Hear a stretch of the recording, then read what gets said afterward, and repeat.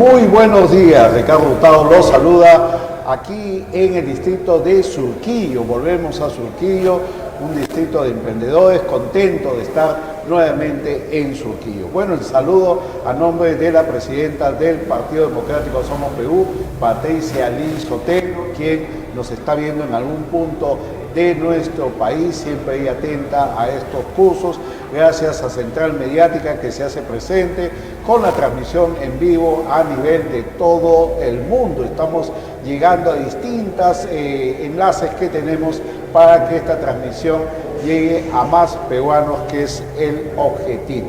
Bueno, estamos sábado 22 de marzo, el saludo también obviamente a los presentes.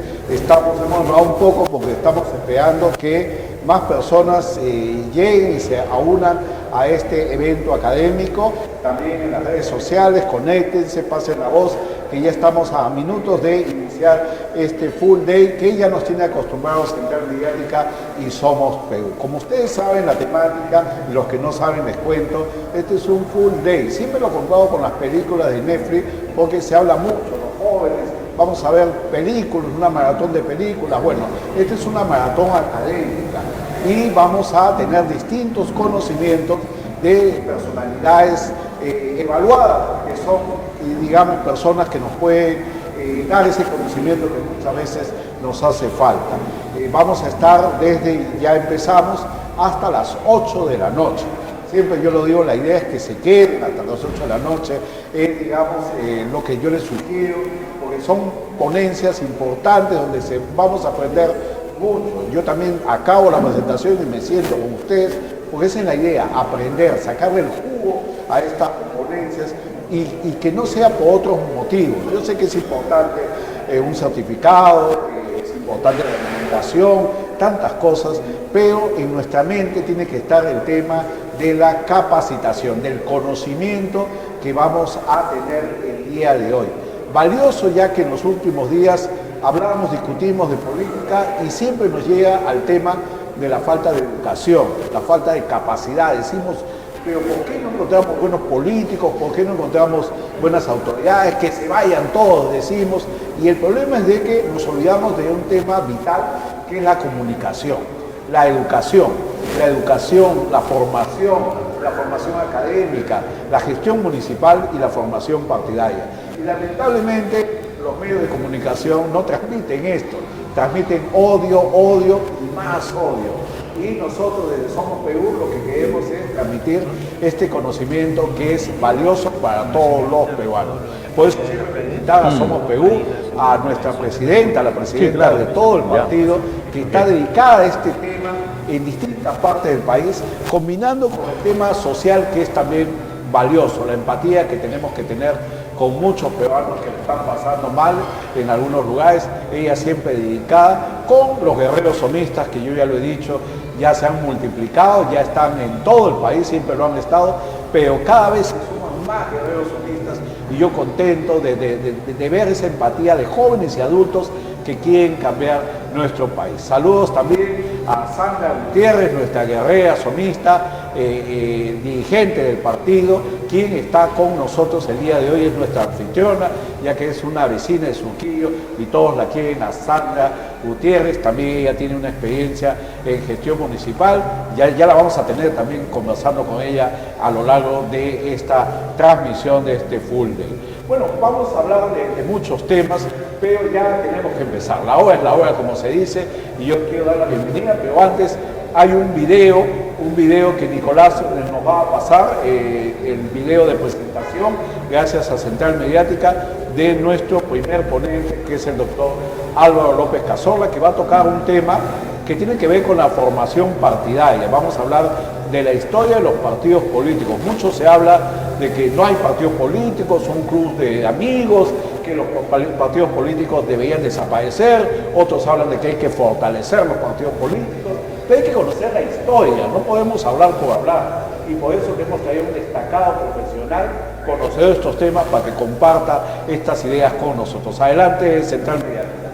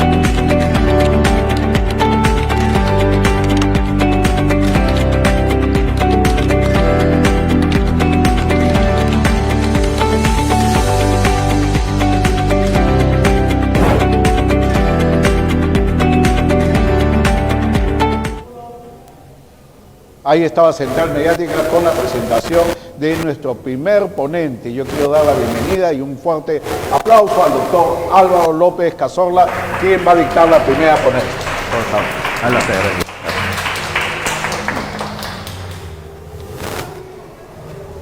Muy buenos días con todos los presentes, al igual que un saludo a todos los que están hoy en día en redes sociales.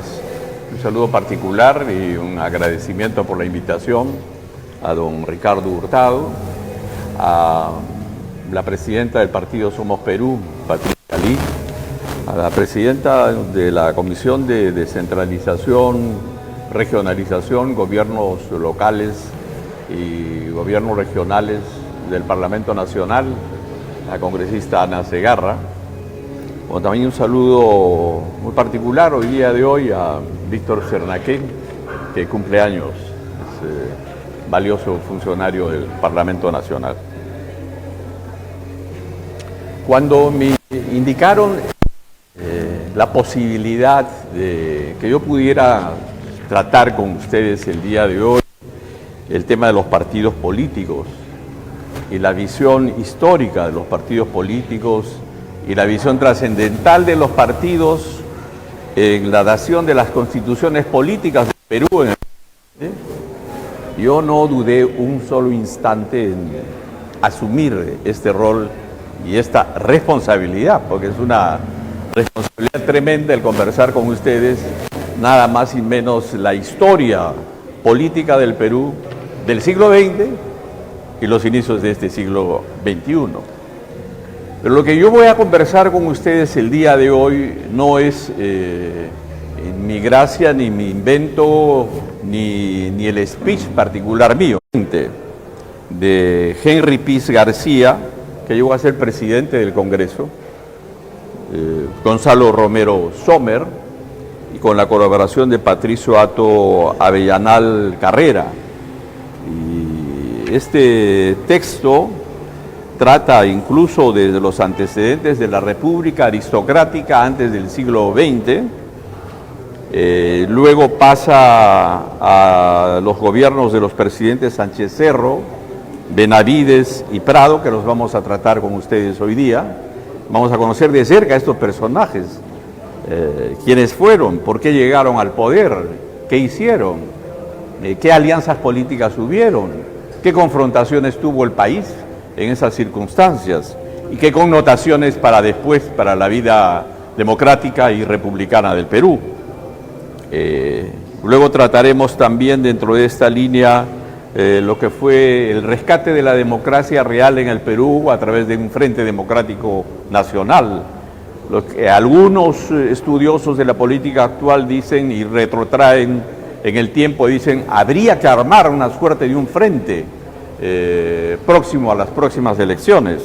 Vamos a tratar lo que fue el Frente Democrático Nacional del año 45 al año 48, luego los golpes de Estado en ese corsi y ricorsi de Vico en el Perú, como era el siglo XX que se movía entre golpes de Estado y primaveras democráticas y golpes de Estado.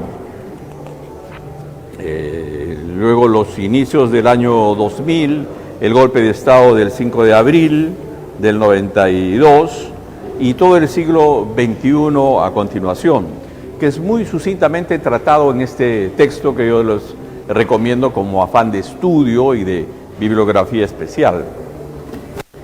El doctor Federico Prieto Celi, este es un también historiador, como una suerte de crónicas políticas desde el año de 1939 hasta el año 2018.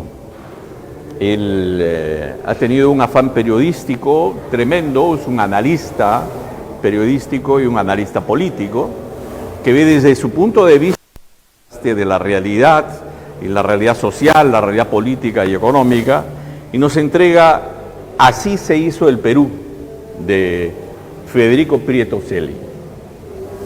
La tercera fuente de consulta para lo que vamos a conversar hoy día está basada en el texto que se denomina La Historia de la República.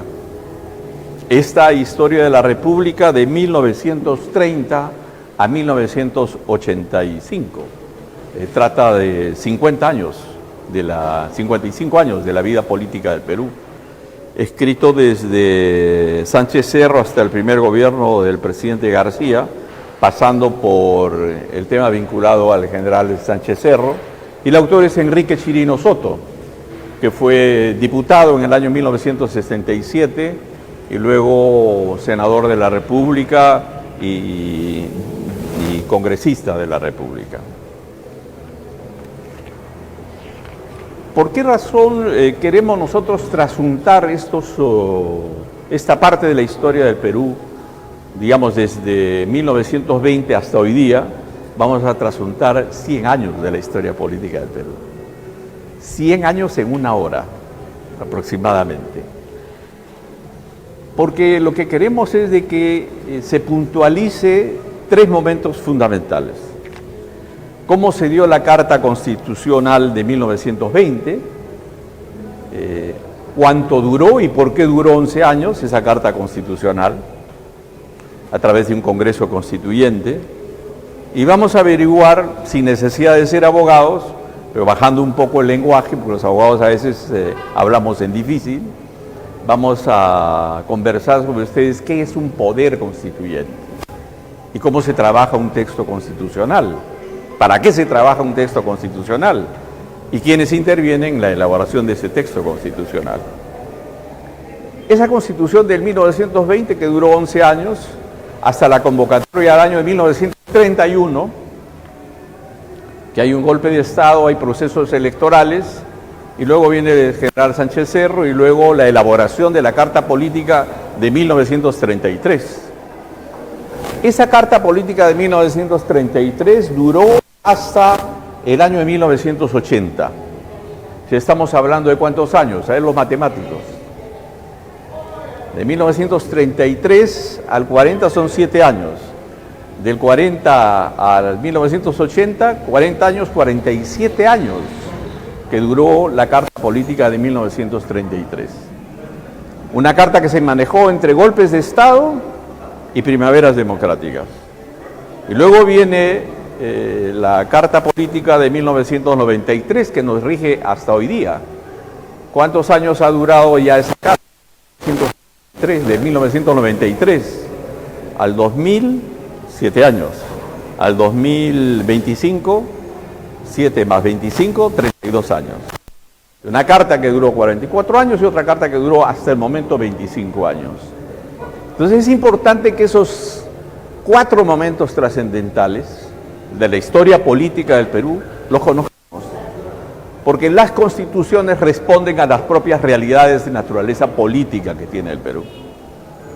Cuando se reúnen los representantes constituyentes, lo que quieren es modificar y transformar las cosas para el bien del desarrollo objetivo real, político, económico y social del país. Y ellos encarnan, cuando son elegidos asambleístas para una constituyente, asambleístas para trabajar un texto constitucional, encarnan en ellos lo que se llama el poder constituyente, y ellos son constituyentes que encarnan el poder más grande, el poder más omnímodo. Sobre ese poder no existe otro para el tema legislativo. ¿Por qué? Porque van a transformar la estructura política, la estructura económica y la estructura social de un país. ¿Cómo transformo la estructura política de un país? Hoy día el Perú es un país republicano, democrático y social. Pero podría en su momento, si es que llegara un comunista al poder, transformar esa de país republicano a un país comunista, si es que llegara un comunista al poder. Y entonces el designio y el objetivo de qué país quiero yo, lo trabajan los constituyentes. Y todo el país en su conjunto tiene que continuar esa suerte de camino de desarrollo objetivo en la construcción de un nuevo país. Eso es lo trascendental de un texto constitucional trabajado por asambleístas, constituyentes. Pero ¿quiénes llegan al poder con los constituyentes? los partidos políticos, no hay más. Entonces, los partidos políticos tienen entonces que, como hoy día, esta escuela de gobierno, saber preparar, saber conducir, saber convocar, estudiar y analizar la realidad política objetiva del país. Mañana, más tarde o mañana, de acuerdo a las circunstancias objetivas reales del poder en el Perú, cualquiera de ustedes de Somos Perú puede estar sentado en el asiento como un constituyente. Ese constituyente, esa constituyente, tiene que conocer la historia política del Perú para que efectivamente se puedan sentar las nuevas bases que conduzcan a un ejercicio del poder más democrático y más real. Entonces, construir o reconstruir lo que es el Estado a través de una constitución política. Y entonces ese poder constituyente originario ayuda para ser una expresión paradigmática del poder. Son un paradigma del poder para la cristalización real de los objetivos a futuro de un país. Y en consecuencia, lo que surgió en el año de 1919, vamos a retroceder un siglo, fue que el Partido Demócrata o el Partido Civilista habían estado en el poder y Leguía gana las elecciones en el año de 1919, Augusto B. Leguía. Pero Augusto B. Leguía se encontró con un texto constitucional anterior al de 1920. Y ese texto constitucional lo que decía era, no es como hoy día, que cuando hay un cambio de presidente de la República usted tiene un nuevo parlamento, ¿verdad? Pero en ese entonces no era así. Leguía llega al poder y ya tenía un parlamento, que tenía un parlamento ya elegido. Entonces Leguía se ponía a pensar y decía, ¿me conviene este parlamento o no me conviene? Estos parlamentarios que no son de mi línea política tendrán la vocación de seguir los esfuerzos legislativos que yo quiero que trabaje este Parlamento. Hizo la balanza de juego, dijo que no, porque los civilistas que estaban en el poder en ese entonces, miembros del Partido Democrático, miembros del Partido Civilista de ese entonces, eran sus enemigos de Leguía. Y al mismo tiempo había ya una suerte de conspiración para que, pese a que Leguía había ganado el poder, le dijeran, señor Leguía, usted no va a llegar al poder. Entonces, ¿qué hizo Leguía? Era mayo, en julio tenía que juramentar. En mayo conspira con la gendarmería. ¿Quiénes eran los gendarmes? Era la policía. Conspira con la Policía Nacional y dice, vamos a tomar el poder porque no quieren que yo llegue al poder en julio. Y conspirando llega al poder. Cierra el Congreso directamente Leguía y convoca un Congreso Constituyente, legislativo. Y entonces, ¿qué hace Leguía? Esos constituyentes se convierten en los sastres de Leguía. ¿Qué hace un sastre? Te cose un terno a tu medida. Y lo que hacen esos constituyentes es recrear el texto constitucional de 1920, que lo acompaña al señor Leguía en todo el transcurso de su oncenio, porque todos los historiadores hablan de los 11 años de gobierno del señor Leguía. La historia lo verifica a él como una suerte de dictador, pese a que había ganado las elecciones. Se fue a un proceso reeleccionario más adelante, pero que finalmente le costó el destierro y después la muerte en la cárcel. Fue el único presidente en el Perú que murió en la cárcel. Cuando llega Sánchez Cerro al poder, producto de también una suerte de conspiración de naturaleza política, Sánchez Cerro era un mayor del ejército que era amigo de Leguía, pero que al final llega a ser coronel y lo traiciona al señor Leguía. Se le acerca a él la oligarquía terrateniente del país, que estaba en desacuerdo con Leguía, querían hacer determinados cambios por los intereses políticos. La política muchas veces se juega por intereses de naturaleza política, y los intereses mercantilistas de ese entonces estaban a la orden del día. Y en consecuencia lo que hicieron es utilizar al señor Sánchez Cerro, un coronel piurano que se levanta en Arequipa contra la dictadura de Leguía, y toma el poder Sánchez Cerro. Toma el poder Sánchez Cerro y en consecuencia se instala 6 meses, luego ve que las cosas no le van tan bien, en ese interín se instalan como cerca de 6 presidentes en el Perú, hasta que llega el señor Samanez Ocampo, un apurimeño, que se instala 1 año para trabajar, sobre todo en ese tránsito, trabajar lo que es una nueva ley de elecciones en el Perú. Porque resultaba que será otra conferencia en la cual estudiemos cómo eran los procesos electorales antes de 1931. Pero este proceso electoral del 31 sí daba un nivel de garantías democrático, real, valioso para poder ir a procesos electorales. Entonces Sánchez Cerro regresa de Europa, se presenta a las elecciones y se presenta también a las elecciones Haya de la Torre con la Alianza Popular Revolucionaria Americana. Ambos van al proceso electoral.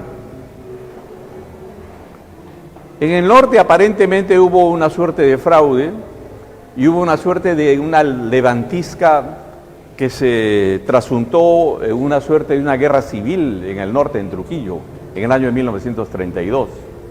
Algunos analistas hablan de 2.000 muertos, otros hablan de 6.000 muertos. Pero lo cierto y evidente es que para bajar las tensiones de ese entonces, estamos hablando del año 1932, hay que recurrir al afán histórico con el famoso historiador Thorndike, el papá de un chico que trabaja hoy día en televisión, el famoso Thorndike, no sé si lo han visto. Bueno, el papá de él era un gran historiador y él tiene como texto un texto que se llama El Año de la Barbarie. Año de la Barbarie, 1932, y cuenta Thorndike de cómo fue ese tema de guerra civil en el Perú, que fue un parte de aguas histórico en la vida política del Perú. ¿Por qué razón? Porque murieron una suerte de 3.000, 4.000 o 5.000 gentes vinculadas al partido aprista, pero también murieron generales, murieron coroneles, murieron miembros del ejército.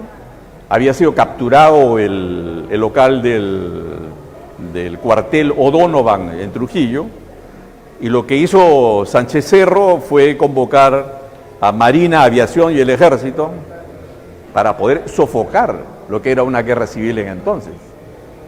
Imagínense un levantamiento de esa naturaleza hoy día en el norte o en el sur, y en el cual el gobierno se viera obligado a meter Marina, Aviación y Ejército. Entonces se abrían zanjas, mataban a la gente que encontraban, si eran o no eran afines a esa suerte de revolución civil, y en consecuencia se abrió una tendenciosa guerra civil fratricida y una enemistad tremenda entre el ejército y el APRA, que surgía como partido y movimiento político. Eso está redactado en estos 3 textos que los tenemos señalados, que es fuente de consulta obligatoria. Esto no lo enseñan realmente en colegio en la historia del Perú. Esto tenemos los políticos, los que queremos ser políticos, tenemos que recurrir a las fuentes reales históricas para que podamos ejercitar un conocimiento claro. Y entonces el ejército, la parte de la oligarquía nacional y la iglesia llegaron a instaurarse en el poder, porque este partido que llegaba a tentar el poder de ese entonces tenía una suerte de connotación marxista. El propio fundador de esa agrupación política decía: soy marxista, pero reniego de los marxistas hegelianamente hablando, que es otro tema de naturaleza filosófica. Yo reniego de ellos, pero también los supero ideológicamente. Pero eso sirvió para que en la Constituyente de 1933, ya estamos en la Asamblea Constituyente del 33, se expulsaran a veintitantos congresistas, es como expulsar hoy día a veintitantos congresistas, sería una suerte de escándalo.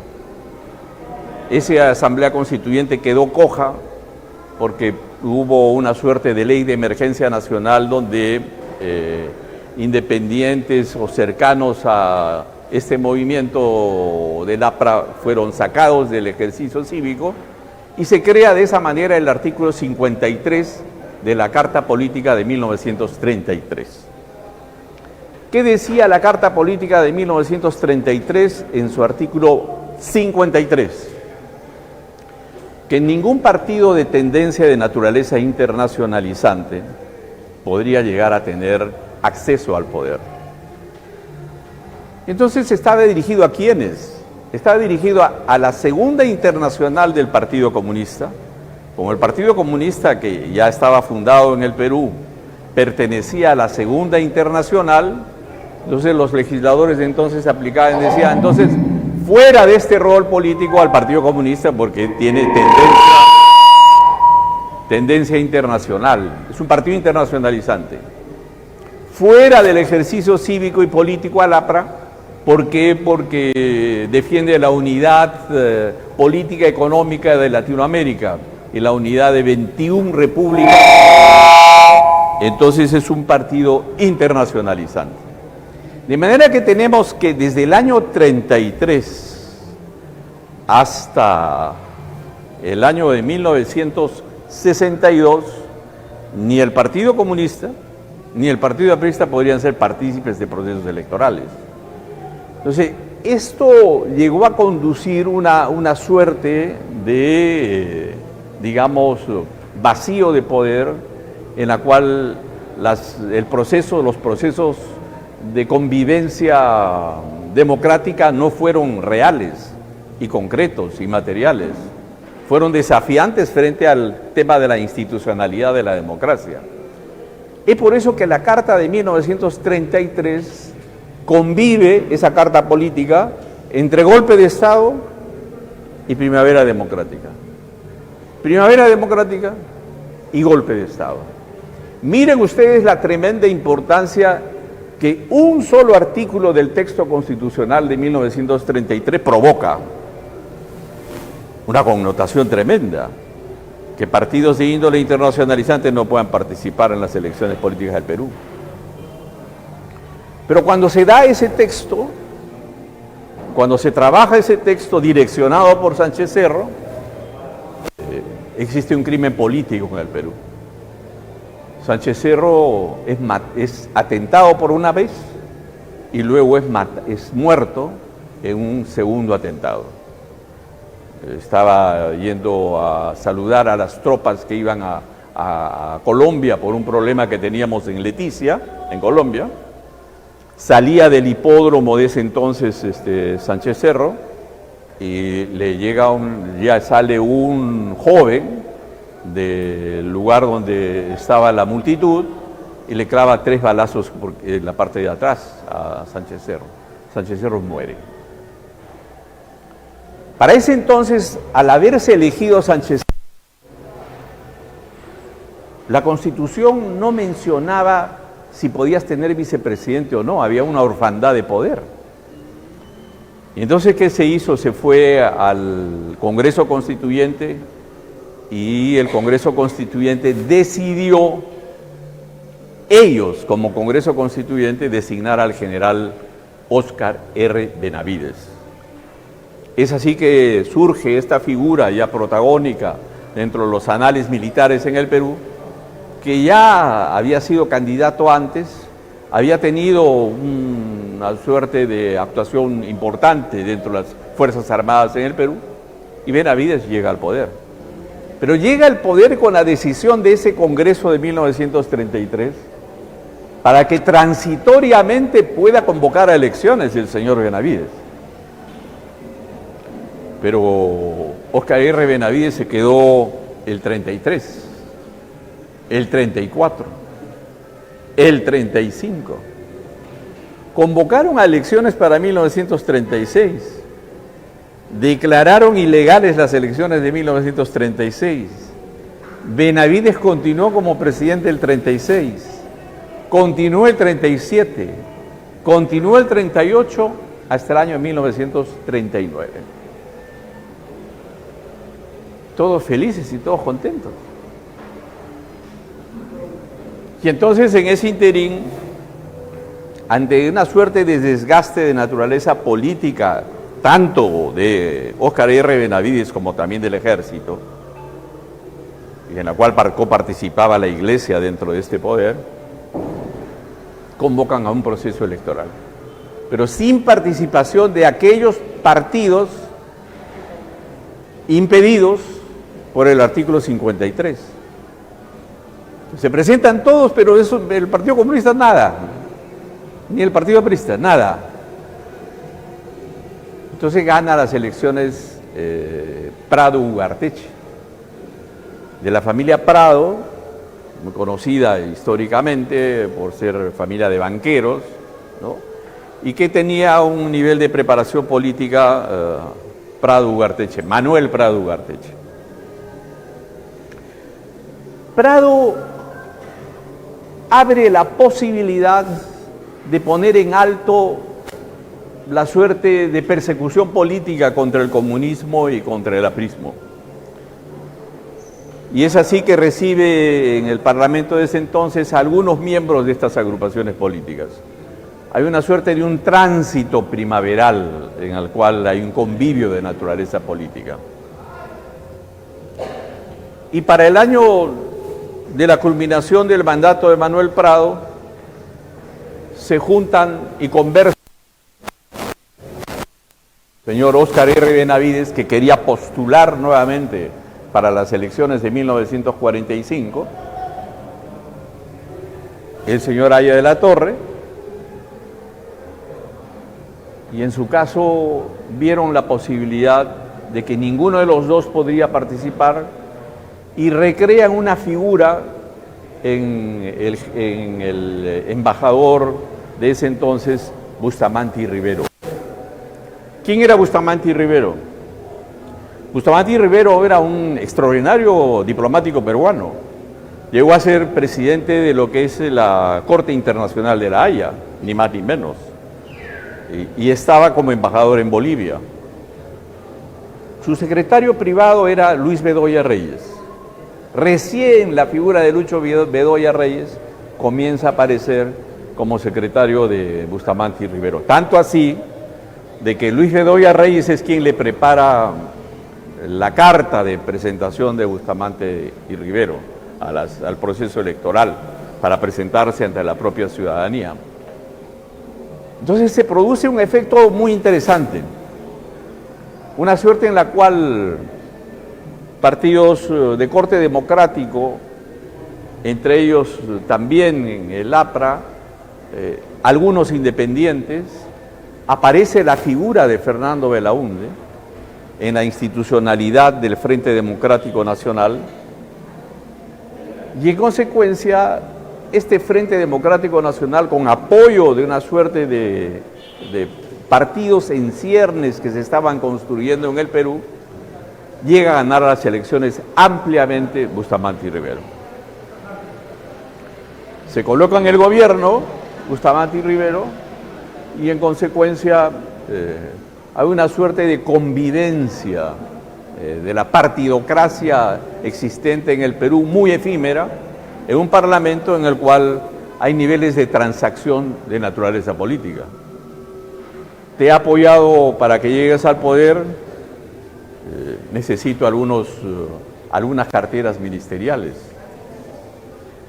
Entonces al APRA le conceden 3 carteras ministeriales, entre ellas, entiendo, agricultura, pero no le conceden educación ni salud, le conceden incluso economía y también agricultura. Pero esta es una suerte de conflicto interno dentro del tránsito del ejercicio cívico de la formación del año de 1945. Y el Parlamento que no tenía, ojo, el Parlamento que no tenía adicta a Bustamante y Rivero, el gran error era que Bustamante y Rivero no tenía partido político. El gran error que Bustamante y Rivero confiaban en los amigos que había colocado en el Parlamento. Una cosa es colocar amigos en el Parlamento y otra cosa es que tu partido haya estado contigo en las elecciones y que tu partido esté representado en el Parlamento. Porque la historia más adelante nos va a leccionar en el sentido que presidente o candidato presidencial y luego presidente que no tiene lista parlamentaria y no tiene parlamentarios en el Congreso, ese presidente cae. Definitivamente ese presidente cae. Y lo vamos a ver más adelante, justamente levantando las naturalezas de la historia política en el Perú. Entonces estamos en 1945. Transacción política va y viene, hay procesos de interpelación muy fuertes contra muchos ministros, hay incluso un proceso, una suerte de insurrección militar de la Marina, de algunos suboficiales de la Marina para golpear a Bustamante y Rivero, a instancias conspirativas del propio partido aprista. Surgen entonces posibilidades de un recambio. Y surge también el tema de la traición de naturaleza política. La traición política es una de las suertes de enigmas en la historia política del Perú. ¿Quién traiciona y golpea a Bustamante y Rivero, que llegó con una fuerza democrática inusitada del Frente Democrático Nacional? Era como decir, tenías una suerte de un 70% a favor de la institucionalidad democrática de tu gobierno. Lo traiciona su propio ministro, el ministro de gobierno de Bustamante. ¿Quién era el ministro de gobierno de Bustamante? El señor Odría, Manuel Apolinario Odría. Por eso le decían Manuel A. Odría, al señor Odría, general del ejército. Este general del ejército se levanta en Arequipa, arma una suerte de pronunciamiento y dispone desde Arequipa la caída del gobierno de Bustamante. Pero para hacer una suerte de golpe de esta naturaleza, había tenido que existir un nivel de conspiración bárbaro. Habías tenido que conversar con las Fuerzas Armadas. Habías tenido que conversar con parte del sector democrático que estaba dentro del Parlamento. Los partidos políticos estaban menifles.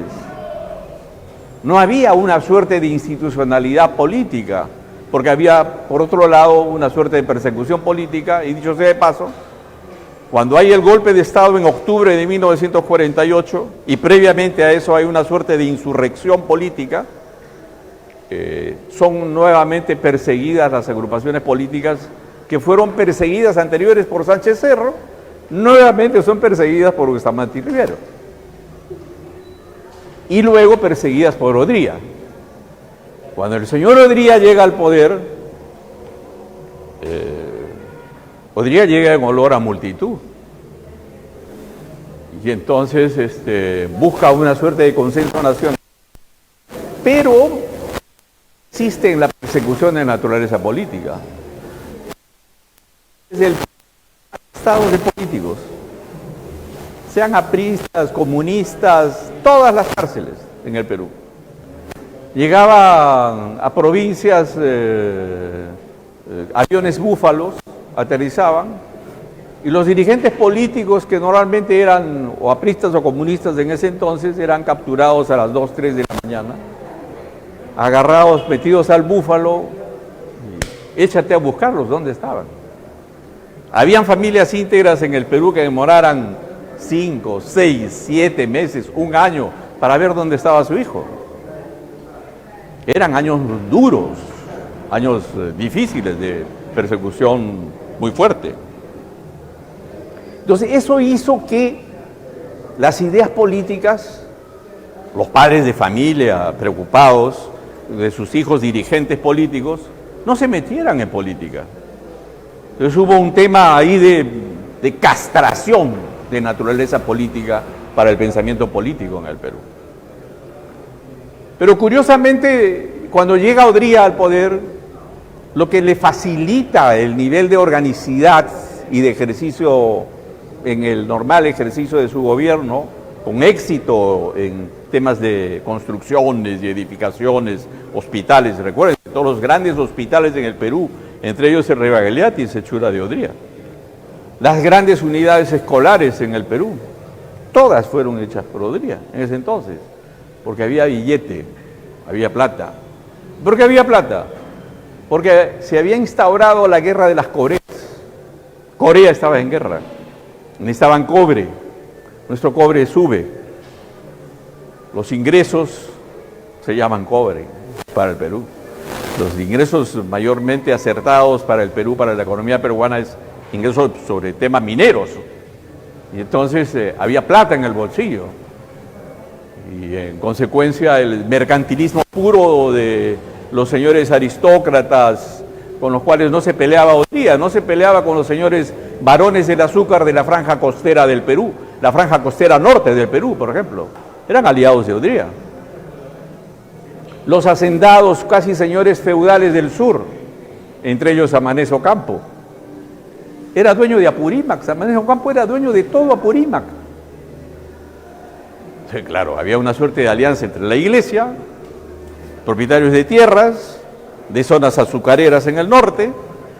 Entonces había una suerte de una construcción y edificación en positivo para quienes estaban en el poder, que era la oligarquía terrateniente nacional y al mismo tiempo el sector minero, que ya aparecía y surgía con el poder del cobre. Y entonces el ejército era otro partido político.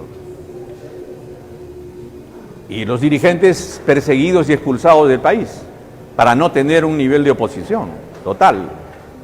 Entonces llegamos a la época regresiva de lo que hizo Leguía. Leguía también perseguía a sus enemigos políticos, los despedía del país o conversaba cautivamente con ellos y les designaba a determinados viajes de placer por toda Europa, como lo hicieron con el señor Mariátegui, por ejemplo, ¿no? El señor Mariátegui era un tremendo opositor a Leguía, pero le dijeron: vas a ir a estudiar a Italia, suficiente. Se despejó de un gran enemigo político. Ahí a la Torre lo desterraron a Panamá y de ahí a las Europas, pero hacía oposición política desde fuera, pero se despidió de un gran enemigo político.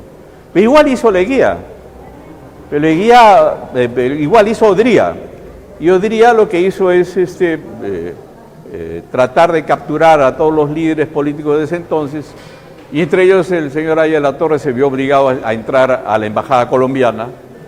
5 años en una embajada, 5 años, y cubrieron la embajada con la soldadesca para que no pudiera escapar. Pero eran tiempos duros y difíciles, en los cuales hacer política era terrible, era atroz. Tenías que tener un nivel de mística y decisión y compromiso político para asumir roles mayores en beneficio del país. Era una suerte de un apostolado muy parecido a las persecuciones católicas y cristianas, muy parecido desde entonces. Por eso es que la construcción de los partidos políticos tiene que darse con mística. Por eso que la construcción de los partidos políticos, la mística proviene del sano juicio y conocimiento de lo que se decide en las versiones doctrinarias y filosóficas y en los estudios permanentes de la realidad política nacional y continental y mundial. Entonces, a ese dirigente le van a tener respeto. Ese dirigente va a mover masas aunque esté fuera, aunque esté en una embajada detenido, o aunque esté en la cárcel detenido. Entonces, esas son la suerte de místicas de ejercicio cívico que han desaparecido hoy día en el Perú. Pero hay que rescatarlas. Hay que rescatarlas en beneficio del ejercicio gubernamental y en beneficio del ejercicio cívico en el Perú. Pero estamos con Odría. Odría termina su mandato en el año 1955 y tranza nuevamente políticamente con el señor Manuel Prado Ugarteche, mientras Hay niveles de transacciones que se dan también desde Europa con Prado Ugarteche, con el siguiente objetivo. El ochenio de Edría fueron 8 años de persecución política. 8 años de persecución política. Entonces, quienes querían participar del proceso electoral en 1956, de alguna manera tenían que transar y convivir o coalicionarse con quien pretenda llegar al poder y quien ofrezca las libertades públicas para llegar al poder. Solo el que podría y señalar la posibilidad de que llegando al poder da libertades a los presos políticos, podría ganar las elecciones. Entonces surge una conversación entre Haya de la Torre y Prado. Haya no puede ser elegido, Prado ya está en Europa. Y lo que le dice es, convoque usted a una libertad de quienes están detenidos y tendrá el apoyo de las agrupaciones políticas. Prado es elegido con ese apoyo. Entonces ahí viene una suerte de convivencia política entre el APRA y el señor Manuel Prado Ugarteche, que históricamente es señalado por estos textos y que políticamente lo destrozan lógicamente a una organización de la naturaleza ideológica de esa agrupación, en la cual se mostraba contestatario a los niveles del ejercicio del poder de la derecha, y Manuel Prado era un real representante de la derecha. Entonces le decían y le cuestionaban a esta agrupación política, ¿cómo te metes tú con la derecha y convives con la derecha? Si es que tú has nacido en un norte de naturaleza ideológico distinto. Entonces, el gran debate público es, ¿prefieres la libertad o el respeto a tu ideología? Ese es un gran debate público. ¿Prefieres el respeto a tu ideología estando preso, detenido, perseguido? ¿O prefieres la libertad pública o el respeto a tu ideología? Es un tema que se trae a colación en el gran desarrollo conceptual del siglo XX, donde han habido esta suerte de persecuciones políticas que es necesario ponerlas a colación. Bueno, surge el año 1956 y se convoca a las elecciones en el año 1962, ¿no? Pero el ejército había conversado para llegar al poder Manuel Prado.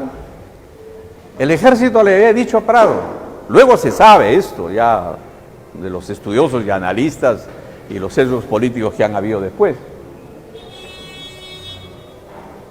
Si llega una agrupación política enemiga a nosotros, cuando tú estés finalizando tu ejercicio, nosotros te vamos a dar un golpe a ti.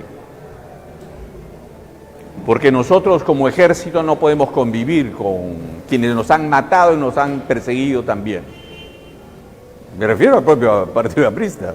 Esa es la real y cruda realidad de naturaleza histórica.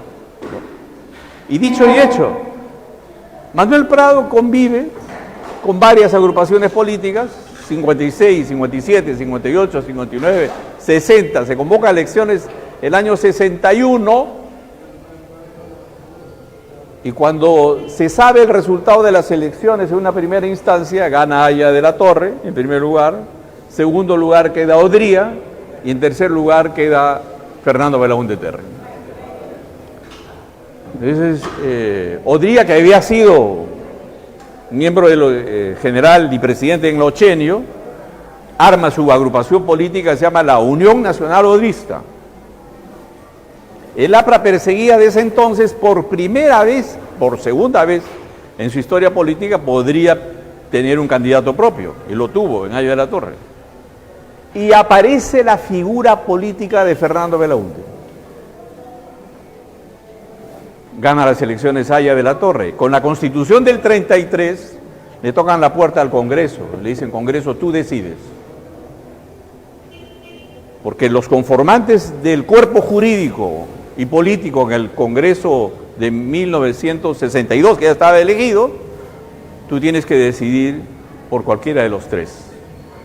Ante la posibilidad de que sea elegido Haya de la Torre, golpe de Estado. Llega el señor Pérez Godoy con sus tanques y sus camiones. Lo derrocan al señor Prado y entra Pérez Godoy con el general Lindley López. Es un triunvirato de generales.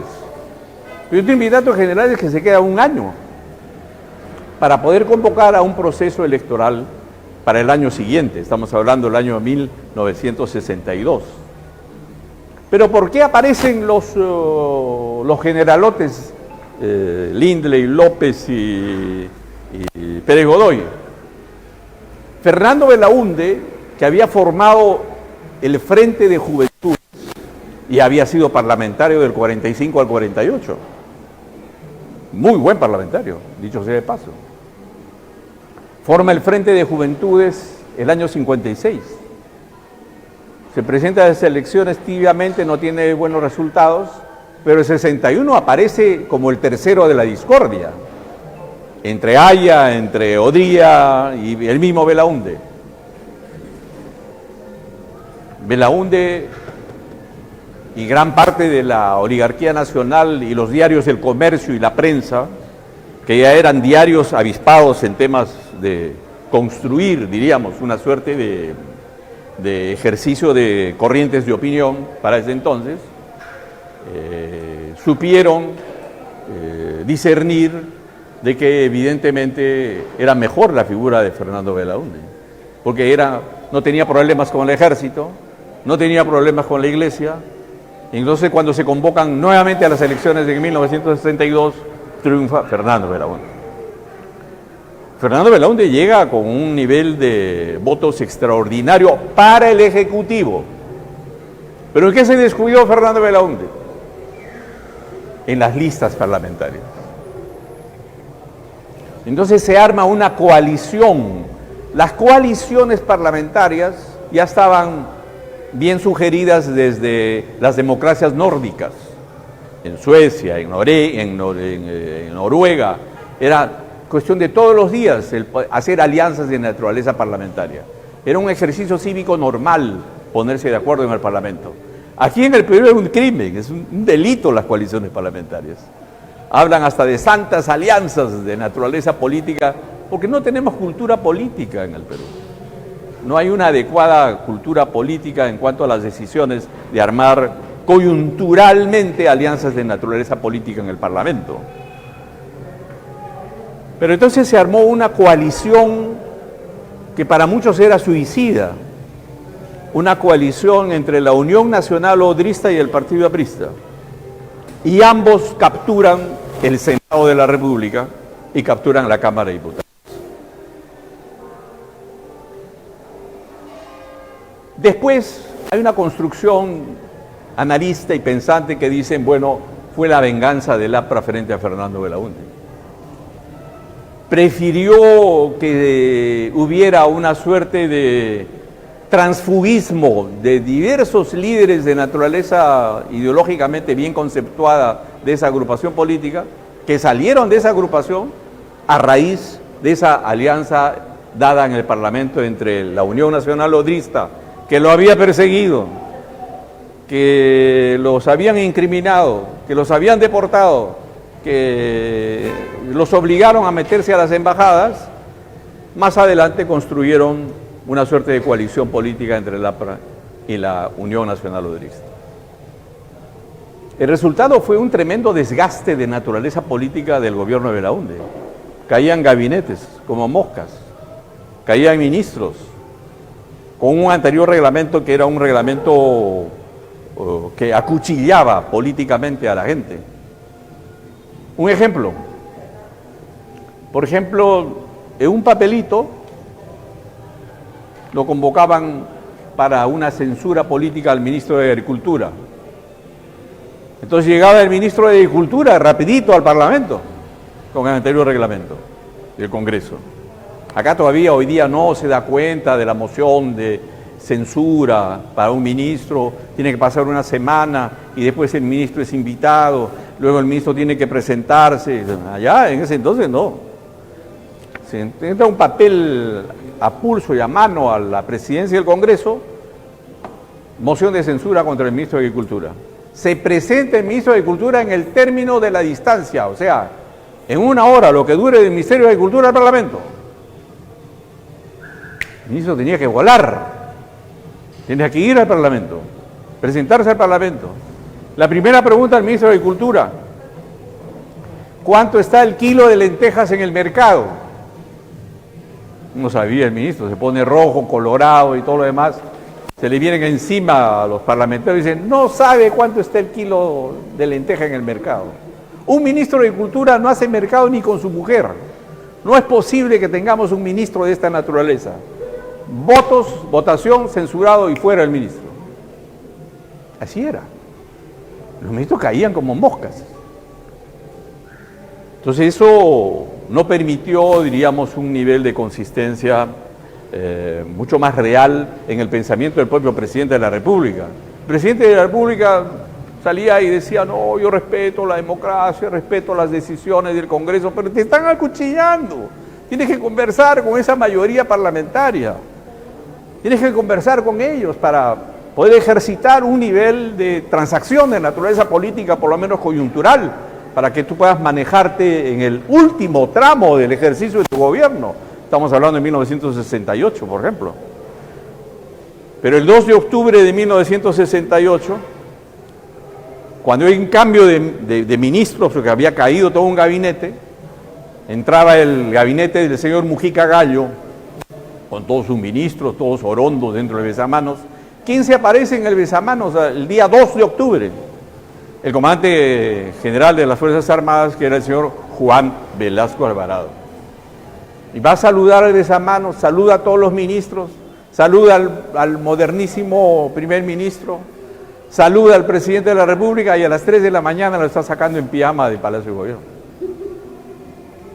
¿Quién era Velasco Alvarado? ¿Quién era Velasco Alvarado? Velasco Alvarado era uno que pertenecía a la soldadesca. Entonces, ¿quiénes son los que pertenecen a la soldadesca? Él inició su ejercicio militar siendo soldado raso. Él después ya fue oficial del ejército. Después ya, cuando fue sargento, llegó a ser miembro de la Escuela Militar de Chorrillos. Y ahí es oficial y asciende como oficial. Y es un tipo que, piurano él, que viene a escalar determinadas posiciones. Pero lo curioso de esto es de que el diario La Prensa, el diario El Comercio, de derechas de ese entonces, ¿no?, la oposición, estaban, digamos, tocando las puertas de los cuarteles para que se convoque cuanto antes un proceso electoral. Pero el APRA con Aya de la Torre se alistaban un poco a hacer un ejercicio cívico casi para ingresar a las elecciones de 1969. Entonces, al ser desterrado Belaúnde, creían que iba a aparecer un golpe de derechas de las Fuerzas Armadas, pero no, fue un golpe de izquierda extrema.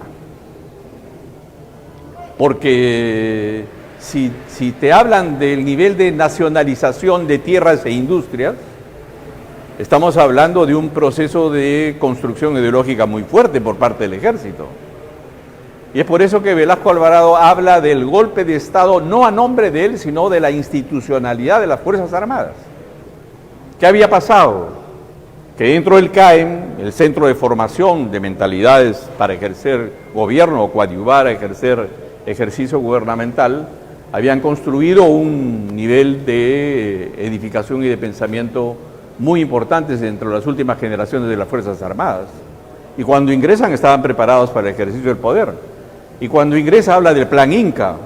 Y el Plan Inca no es sino una suerte de línea de izquierdas entre lo que van el tema de la nacionalización de tierras e industrias. Por eso es que la reforma agraria aparece en el Perú al año siguiente, entre el año 69 y 70, un 24 de junio en el Cusco. Ley de reforma agraria.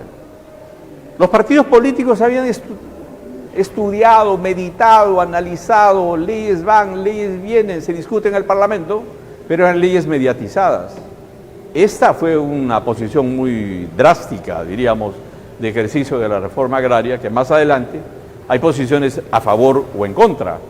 Hay posiciones que dicen, en bendita hora fue esa reforma agraria, porque de alguna manera no permitió que la masa campesina siguiera a los senderistas cuando surgieron los senderistas en el Perú, porque ya las tierras estaban repartidas. Entonces, por eso los senderistas, cuando los convocaban a las huestes campesinas en el Perú, los campesinos más bien luchaban contra ellos, se parapetaban contra ellos, y por eso masas campesinas morían degolladas, dinamitadas, sus hijos martirizados, las mujeres violadas y perseguidas.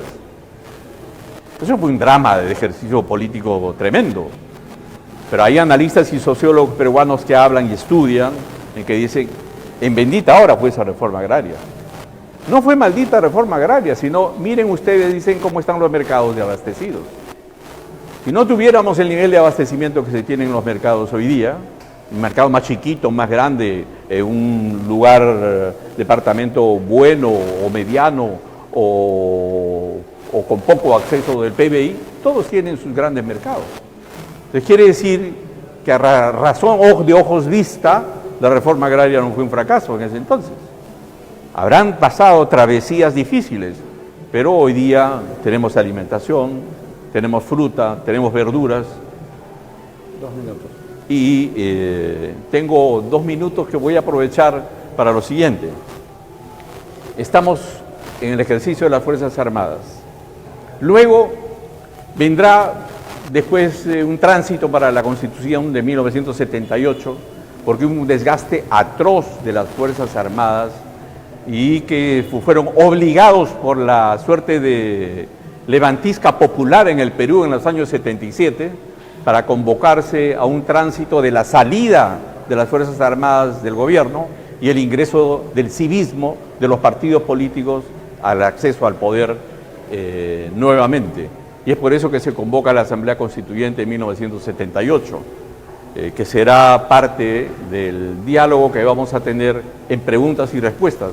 Si hay preguntas, pregunten desde el 78 hasta la actualidad, para que podamos cerrar todo el ciclo de la conferencia de hoy día. Muchas gracias. Un aplauso para el doctor Álvaro López Casonga. Si hay alguna pregunta, como lo indica el doctor, se puede dar a alguna persona del público a partir de 1978 en adelante el tema de las constituciones. Si no, nos vamos a la... A ver, por favor, el micrófono, un segundito para que en las redes sociales estamos... Los que hagan preguntas van a tener un texto de gobernantes y gobernados. Sobre... Ahí está. Ya se ganó su libro y que va a preguntar. Gracias, doctor. Muchas gracias. Efectivamente, es un tema muy importante para la capacitación política. Felicitar al partido. Doctor, muchas gracias por su exposición. Un poco quería saber la comparación de la Constitución del 78 con la Constitución del 93 y si el Perú está preparado para otra Constitución o qué salida se le puede dar o puede dar la clase política. Es una pregunta muy crucial, muy importante. ¿Por qué razón? Porque la Constitución de 1978 lo valioso es que de alguna forma analizó todo lo que fue el tema de las reformas militares de 12 años y el tema de la persecución y la indignidad que hubo en cuanto a la persecución de la civilidad de esos 12 años.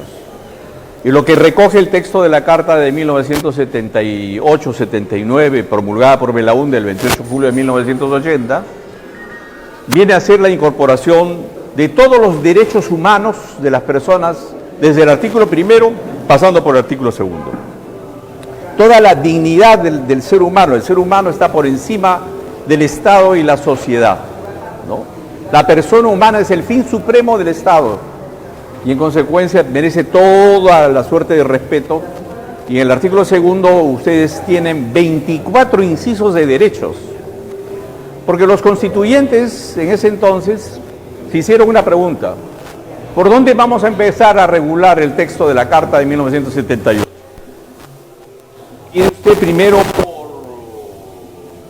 objetivamente señalar qué tipo de Estado quieres, y usted empezar por el hombre y el ciudadano. Los derechos humanos, como dice usted, y la dación de la Carta de las Naciones Unidas, que tuvo un influjo notable después de la Segunda Guerra Mundial, hizo posible que los señores legisladores en el mundo entero privilegiaran los derechos del hombre y ciudadano antes que decidir qué tipo de república quiero. Ese es un punto a favor tremendo de la Carta de 1978 con relación a la del 33. ¿Cuál es el error de la Carta de 1978, particularmente para mí? El grave error fue que no se pusieron de acuerdo en el régimen económico de esa Constitución. ¿Por qué es un error? Porque si usted revisa el texto de la Carta, del régimen económico de la Carta de 1978, es un mixto, una mezcolanza donde meten al Estado como parte de prioridad de las decisiones económicas en el país y la actividad privada queda prácticamente de un lado. Hablan de una economía mixta, cooperativista y de un ejercicio mediatizado de parte de la actividad privada. Por eso es de que fracasan los gobiernos subsiguientes. Fracasa el gobierno de Belaúnde, con procesos inflacionarios que llegan tremendamente. Hay un nivel de devaluación horrible, hasta de un 46% de la moneda en el ejercicio gubernamental de Belaúnde. Por eso Belaúnde se cae. Cuando llega Alan García, tenemos una espiral inflacionaria a 7000%. Lamentablemente se inicia ahí el tema de Sendero Luminoso porque no había una adecuada capacidad de ingreso a través de puestos de trabajo de la actividad privada. El tremendo factor, diríamos, de cambio y recambio que ha habido en el régimen económico de la Constitución de 1993. Pero eso no es un éxito nuestro, sino es un éxito de una real y cabal lectura política que tuvieron los constituyentes del 93 en base al éxito del exitoso gobierno alemán que a través de la socialdemocracia alemana hicieron posible una suerte de la visión de la social economía de mercado, prefiriendo la ampliación de los mercados y prefiriendo la inclusión de la actividad privada. Por eso es de que llegamos a un momento determinado en el segundo gobierno de García, en el año de 2008, el Producto Bruto se eleva a 8%, 9%. Hoy día estamos a 3, estamos aspirando para el próximo año a ser 3.2. Y entonces se crean cerca de 3.200.000 puestos de trabajo. Eso es producto del impulso que se da a la Carta del 93 y el buen uso del régimen económico a los efectos del desarrollo objetivo y económico del país. Doctor, sí, muchas gracias. Si me permite, con su venia, para regalar un libro para el tema virtual. Después vamos a entrar con la pregunta del tema virtual. Adelante, señor, de pie, por favor. Vamos a regalar su libro, señor, porque me hace las preguntas. Para motivarlo, Para la comunidad virtual también. También. Ya, adelante, caballero. ¿Cuál es su pregunta? Ya, profesor Álvaro. En su exposición,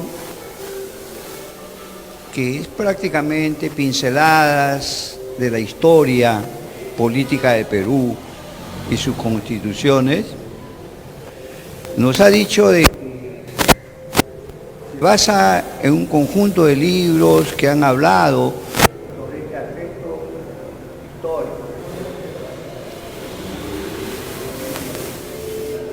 Pero en realidad los libros, cualquiera que ellos sean, tienen un interés, tienen una tendencia, Sí, claro. crear opinión. Y esto no hay que considerarlo una Biblia, ni libro sagrado, sino Un referente. un referente. Claro. No. Importante para la población surquillana que está aquí es hacer una serie de preguntas que amplíen un poquito el panorama de lo que usted ha señalado. El artículo 53 de la Constitución del 33 apartaba de la acción política y de las elecciones fundamentalmente a dos partidos políticos, tal como usted lo ha dicho. ¿En qué se parecen esa parte de la historia con la época actual, en la cual se puede apreciar, según las informaciones periodísticas, de que se apartan también de las elecciones a determinados candidatos? ¿Hay semejanzas? ¿Hay diferencias? Quisiera que nos informe, nos dé luces sobre eso. Sí, cómo no. Y un segundo, discúlpeme usted, muy breve nada más, ¿cuáles son, a su criterio, los aportes y las limitaciones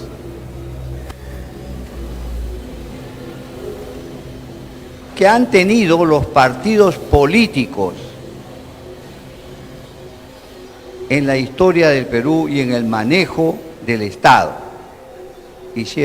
Hay muchas preguntas, pero creo que la brevedad... Muchas gracias. Vamos a comenzar por la segunda pregunta, que es bien sugerente, ¿no? ¿Cuáles son las limitaciones de los partidos políticos que llegaron al poder en el ejercicio cívico gubernamental? ¿En qué fallaron? Yo creo que la gran falla de los partidos que llegan al poder en el Perú hoy en día es que no tienen escuela de dirigentes. La gran falla de la ley de partidos políticos y la ley de financiamiento de los partidos en el Perú es que no está obligando a los partidos a que abran sus escuelas de ejercicio de gobierno. ¿Para qué abrirías tú una escuela de ejercicio de gobierno? Para armar cuadros capacitados que ingresen al Estado. Un ejemplo, si usted toma un ministerio, es el Ministerio de Salud, necesita un ministro y 2 viceministros, necesita un secretario general, necesita un jefe de gabinete, necesita 10 asesores y tiene usted directores de línea. ¿Quiénes son? ¿Dónde los preparan cuando usted ingresa al poder? Mira a tu partido y busca a la gente que tú tienes al costado. Tu partido debe comenzar a tener cuadros políticos preparados en lo que es organización y gestión de gobierno, en saber discernir sobre los ejercicios cívicos y organizativos en los ministerios de la producción y en los ministerios también de corte social, en los ministerios productivos y sociales. Las escuelas políticas deben de construir organizaciones y gestiones de gobierno, especializando su gente en más de 19 procedimientos administrativos, 19, entre ellos administrativos de control, de recursos humanos, de bienes, de adquisiciones del Estado, presupuesto, contabilidad, etcétera. Un partido que merezca llegar al poder y cuando mire a sus huestes, sabe perfectamente quién va a ser el ministro de Salud o el ministro de Educación y quiénes van a ser sus directores y sus asesores.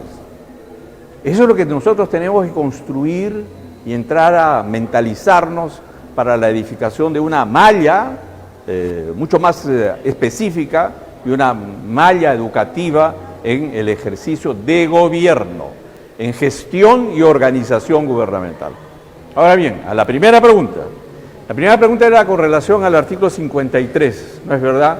Y si hoy día hay esas limitaciones que hay, como existía en ese entonces, ni punto de comparación. En ese entonces sí había una persecución por razón de las ideas y la ideología, tremenda. Pero hoy día se está utilizando diversos canales, entre ellos a través del poder electoral y a través de las decisiones de la Corte Suprema, por ejemplo, en el sentido que al señor Humala lo han desterrado del ejercicio cívico y no puede postular a elecciones. Yo creo que eso está mal, particularmente hablando, porque ese señor puede hablar todo lo que quiera, sus decisiones son personales e individuales, la gente verá si lo arrastra o no arrastra gente. Pero nosotros tenemos que combatirlos ideológicamente. Nosotros tenemos que combatirlos con el pensamiento de nuestra organicidad filosófica y doctrinaria. Tenemos que combatirlos en polémicas cívicas, pero no apapachar o aplaudir. Ya no va a poder ejercer gobierno. Felizmente ese loco ya no va a participar. Este que está amenazando a matar a los expresidentes y todo lo demás. Bueno, que lo diga, pero en su ejercicio cívico, como candidato. Y será la ciudadanía la que efectivamente pueda decidir si efectivamente está al calor de la democracia institucional que requiere el país, ¿no? Muchas gracias, doctor. Un fuerte aplauso para el doctor. Lamentablemente estamos con el tiempo volando. La gente pausa, el desayuno también se enfría. Muchas gracias, doctor. Han quedado muchas preguntas en las redes sociales y el público también. Es un tema amplio, vamos a ver si lo dividimos, porque hay mucho que ha quedado. Es un tema... Sí, nos hemos quedado en el siglo XX, vamos a llegar al siglo XXI. Y tenemos que hablar de Andrade y de la familia y de Somos Perú. Muchas gracias. Un fuerte aplauso. Vamos a ir a un pequeño break.